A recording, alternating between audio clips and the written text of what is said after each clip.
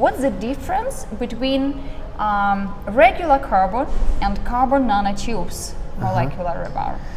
I like that question, and I would like to go into more details. I would like to explain the difference between carbon nanotubes and details. molecular rebar. Okay, so I want to differentiate between carbon nanotubes and molecular rebar. Sure. And why is that?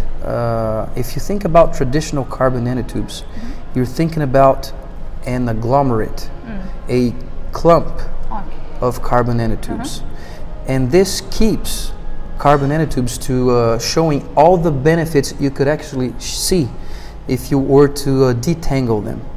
So what molecular rebar is, and what Black Diamond Structures has been able to do, is first to individualize, to separate each carbon nanotube.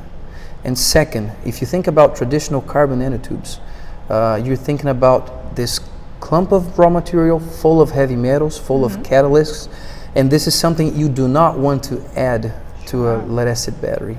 What we have been able to do is not only individualize these carbon nanotubes, but also to decontaminate, to clean these carbon nanotubes. So we're talking about high level of purity. And third, as per the van der Waals forces, the tendency is for these carbon nanotubes to clump together again.